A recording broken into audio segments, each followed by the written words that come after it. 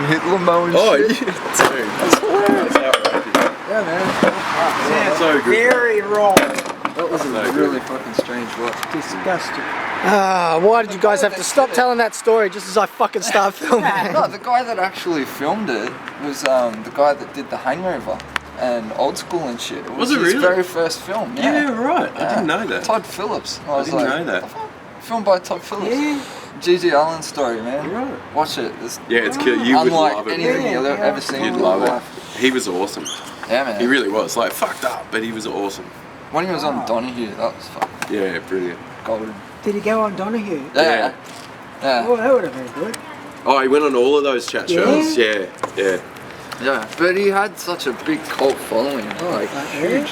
Why? Because he shit on stage. I think it was more of a freedom of expression, you know, like he just did not give a fuck.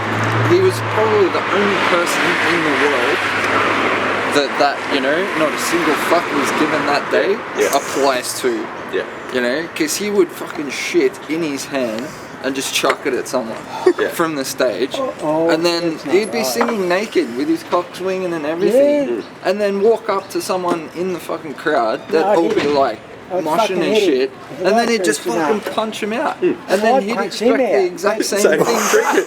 Yeah, and the a guy actually got like right up in his face on stage and smashed him, like fucking leveled him, and he was on the ground like, oh, like singing and shit still, and then took a shit. Took another shit. What does this guy eat? Lots of fibre. All brand. Hilarious. And the way that I found out about him was fucking CKY. They did that little segment where that dude was dressed up as him, and he was just fucking swigging jack and shit. And then I'm like, who the fuck is this GG Allan character?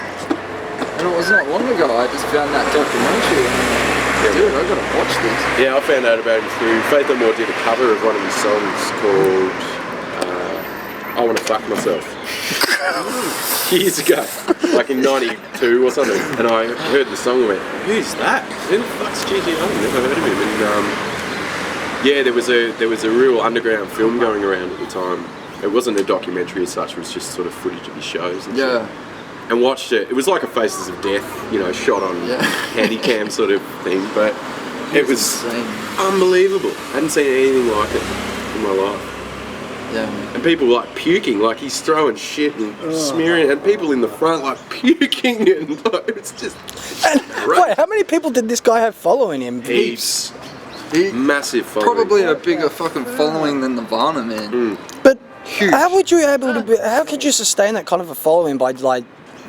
After doing that, like, kind of shit. Because literally pure fucking punk rock and roll. And pure expression. Pure, unadulterated expression. Which is what they needed at the time. I mean, we're talking about, you know, the time when the church was rallying hard against music, and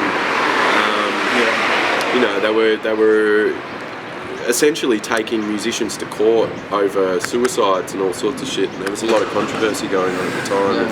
The Christian right was very detrimental to your art and hit. Like, absolutely. Depending on your thing with GG Allan though as well, like even more so. He'd book venues and shit, and they'd be like, "Fucking not playing here, no way," and he'd show up anyway and just fucking play. Yeah. No, he was definitely. He was the epitome of the anti-establishment musician. The thing is, no one knows about him. That's the most amazing. Oh yeah, he was as punk as it gets. Yeah. So I thought the Sex Pistols were fucking full on. Yeah, but they weren't. They weren't. Got knowledge of this guy. Everybody thinks the Pistols were, but they weren't, mate. Nah, GG Allan. Well, the Sex Pistols were the monkeys of punk, weren't they? Pretty much. Spot on. They were the monkeys of punk. They were, they. You know, controversial and confronting, but still pretty tame. Yeah, you gotta watch that, Sam. It's hilarious. But does it show him doing all this stuff, like? Yeah, man. In vivid detail.